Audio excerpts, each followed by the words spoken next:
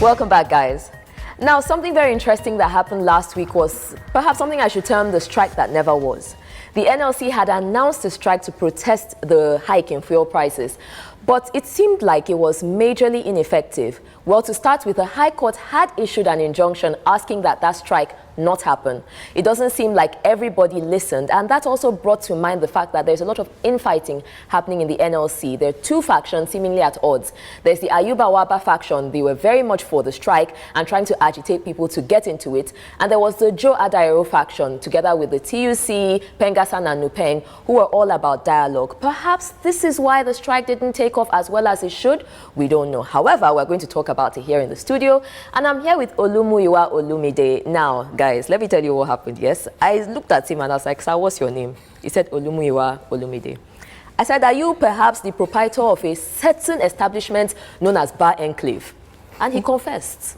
Now, the reason why he was ashamed was, if you know Bar Enclave, then you've heard about their turkey. There's no turkey here. He did not bring us turkey. I mean, is this how you start your week? Really? Is this good behavior? If not that, yeah, yes, my guest would have quarreled. I apologize for it. One turkey for everybody later in the evening. Hey. Thank you for having me on the show. It's a pleasure. It's a pleasure to have you. It's a pleasure to meet you. Same here. So, yes, this NLC strike, there was so much buzz about it. And then it literally was like a Coke that is flat. What happened? What do you think happened?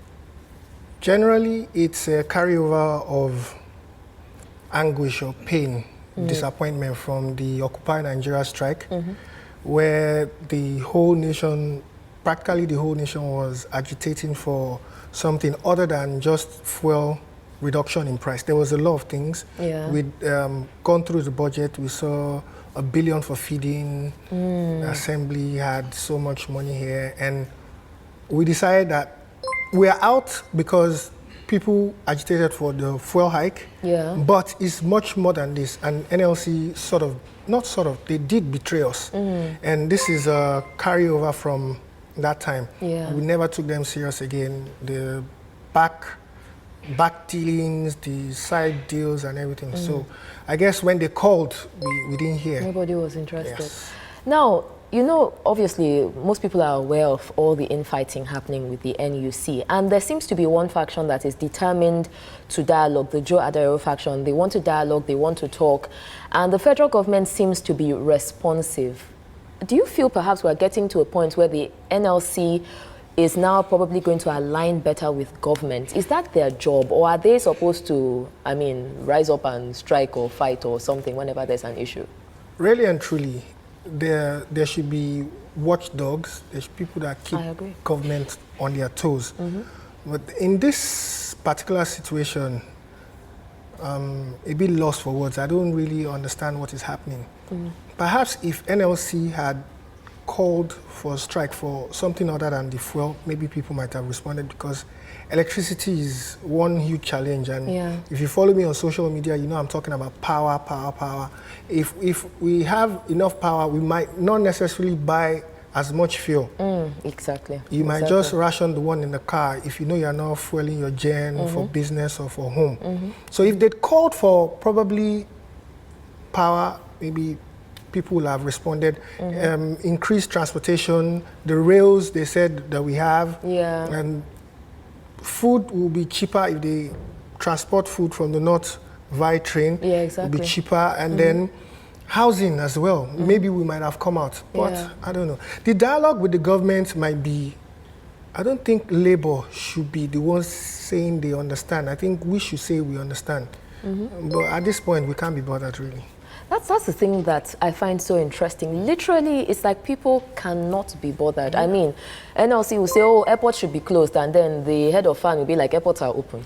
It's almost as if there is a push back. And it makes me wonder whether we have actually, is this the beginning of the end for the NLC? I don't think so. Like I said, if we are talking about serious issues that are really affecting us, fuel is affecting us. But it's a mirage of things. We've had moribund refineries.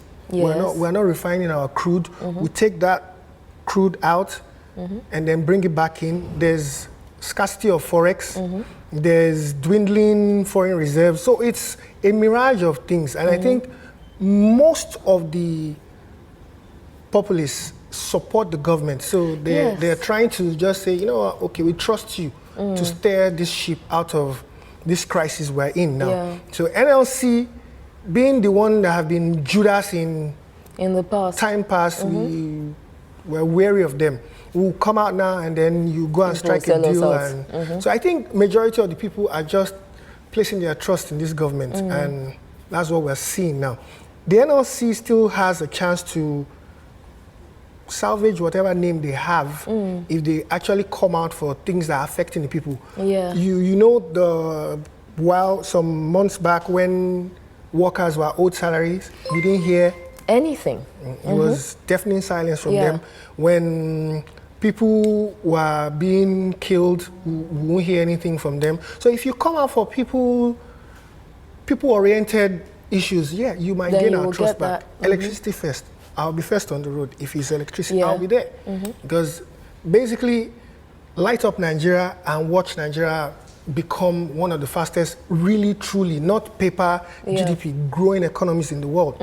From social media alone, you can see our wittiness, our thinking, and imagine if there was no generator noise to